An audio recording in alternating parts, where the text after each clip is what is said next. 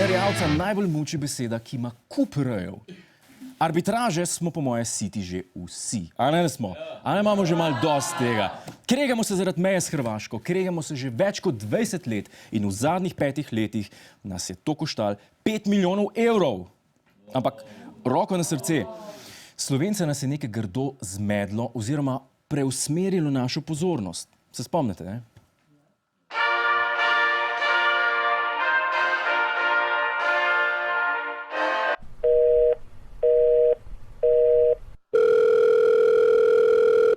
Prosim.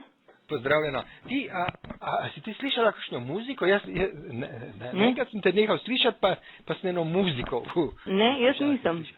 Ne. Dobro, mislim, zelo bizarno.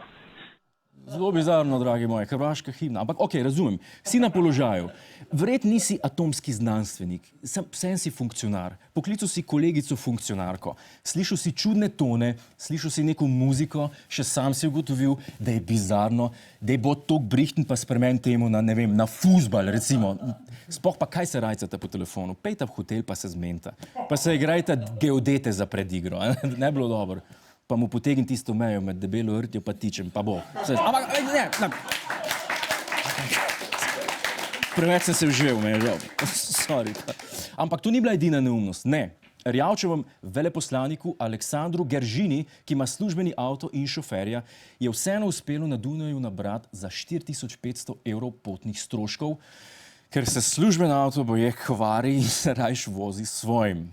Kaj je Geržina, z babe hodil, pa te je bilo strah, da bi te šofer zašpecal, ne imam prav, kaj te imam na sumu. No in potem je tu še veleposlanica Veronika Stabej, ki si je 5000 evrov odškodnine državi nakazala kar na svoj račun. Službeno kartico pa je plačevala hčerkina potovanja, otroški bazar, lutkovno predstavo in miklavževanje. Zdaj veste, kaj vse nam je odvračalo pozornost od glavnega problema pri arbitraži. In glavni problem pri arbitraži je, da so Hrvati pizde!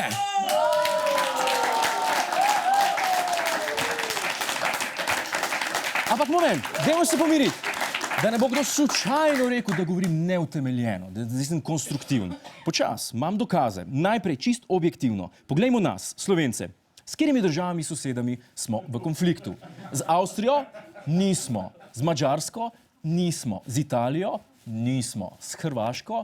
Smo. Kaj pa Hrvaška, če smem postaviti isto vprašanje? A so v konfliktu s Črno Goro v zvezi z mejo? So. A so v konfliktu s Srbijo v zvezi z mejo? So. A so v konfliktu z BiH v mejo z Bosno in Hercegovino? BiH, ja? So. So v konfliktu z Madžarsko v zvezi z INO in MOL? So. Torej, kdo je zdaj tle drekač? Hrvati!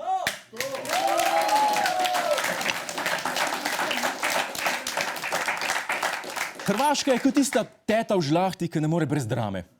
Zmer mora biti neka težava, drugače ni srečna.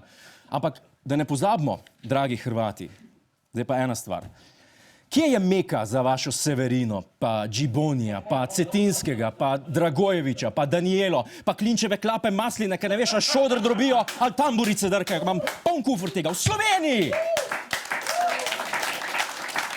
A smem predlagati rešitev? Ker dokler imamo Cerarje, pa Pahorje, pa Erjavce, nič od niča, pa itak smo jajčkoti vsi po vrsti, se ne znamo nič zmeniti. Dajmo še teh 12 metrov morja Hrvatom, da bodo srečni, mi pa smo opisali v Guinnessovo knjigo rekordov kot edini narod na svetu, kjer 100% populacije hodi na Hrvaško na morje. A ni dobra ideja? Zmenjeno? Nič ni zmenjeno, nič ne bo tako kot zmeri.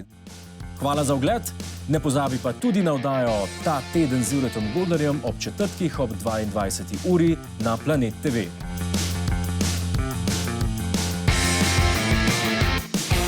Hej tujec, polajkaj nas na Facebooku, posledi nas na Twitterju in naroči se na naš YouTube kanal.